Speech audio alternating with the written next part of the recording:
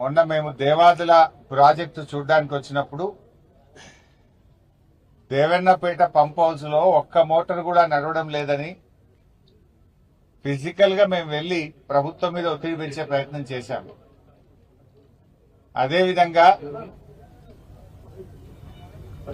Sammakka barrage దగ్గర కూడా 10 మోటార్లలో కేవలం 6 మోటార్లు మాత్రమే నడుస్తున్నాయని, రోజుకు 2700 క్యూసెక్కులు నీళ్లెత్తాల్సిన చోట 1700 క్యూసెక్కులు కూడా నీళ్లు ఎత్తడం లేదని, కాంగ్రెస్ ప్రభుత్వం దేవాదుల ప్రాజెక్టు మీద నిర్లక్ష్యం చేస్తుందని అనేక విషయాలు మేము ఎత్తి చూపడం జరిగింది.